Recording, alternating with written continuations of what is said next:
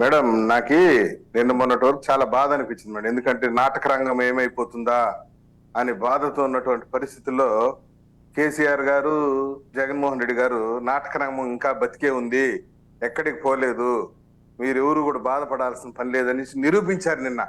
కష్టపడి నాటక రంగాన్ని బతికించడానికి నేను భలే రక్తి కట్టించారు నిన్న నాటకం. అది కూడా ఆడ పోలింగ్ స్టార్ట్ అవటం, ఇక్కడ పోలీసులు ముందు రోజు రాత్రిగానే, అంటే ముందు రోజు రాత్రి అంటే ఎర్లీ అవర్స్, హ్మ్. Early hours of what to say November 30 అవును. పోలీసులు కాకి గుడ్డలు వేసుకుని డ్యూటీ గుర్తొచ్చేసింది మేడం వాళ్ళకి తీవ్రంగా.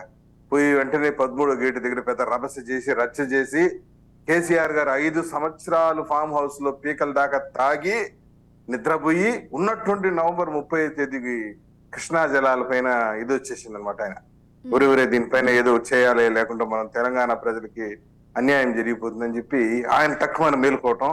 ఇక్కడ మా ముఖ్యమంత్రి జగన్మోహన్ రెడ్డి గారు కూడా తాడేపల్లి ప్యాలెస్ లో బాగా నిద్రపోయి ఇంకో 3 నెలలు ఎలక్షన్ ఉందని తక్కువ ఆయన కూడా మేలుకోవటం. హ్మ్. ఇద్దరు కూడా రక్తి కట్టించారు. ఏదో డ్యామ్ పైన పెద్ద ఎత్తున బాంబు పేలుతుంది అంటున్నారు, కానీ అది చిచ్చుబుడ్లకు తుస్సుపోయింది మేడం.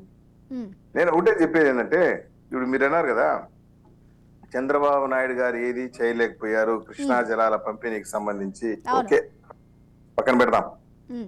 4 సంవత్సరాల 9 నెలలు ఈ ముఖ్యమంత్రి ఏం చేశాడు జగన్మోహన్ రెడ్డి గారు? 9 సంవత్సరాలు ముఖ్యమంత్రిగా ఉన్నటువంటి ఆయన ఏం చేశాడు? 9 సంవత్సరాల ప్రధానమంత్రిగా ఉన్నాడు ఆయన ఏం చేశాడు? వాళ్ళకి బాధ్యత లేదా? హ్మ్. ఏమంటే మీరు చంద్రబాబు నాయుడు గారు ఏం చేయలేకపోయారు, ఫెయిల్యూర్ అన్నారు. ఓకే, మాకు 23 సీట్లే ఇచ్చారు.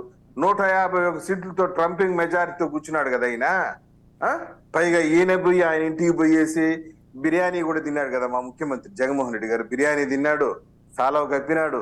పైగా మా ఆంధ్ర రాష్ట్రానికి సంబంధించిన ఆస్తులన్నీ 5 లక్షల కోట్ల విలువైన హ్మ్. ఆస్తులు తెలంగాణకి రాసిచ్చి వచ్చిండు. ఆ ఇన్ని రకాలు అంతెందుకు మేడం, సింపుల్ గా గౌరవ ముఖ్యమంత్రి గారి యొక్క షర్మిల అమ్మే చెప్పింది, వీళ్ళిద్దరూ స్వీట్లు పంచుకునేదానికి టైం ఉంటుంది, సాలవులు కప్పుకునేదానికి టైం ఉంటుంది, కృష్ణా జలాలకు సంబంధించి ఇద్దరు కూర్చొని 2 నిమిషాలు మాట్లాడుకోవడానికి టైం ఉండదా అని చెప్పి వాళ్ళ సోదరి ఏమని అడిగింది.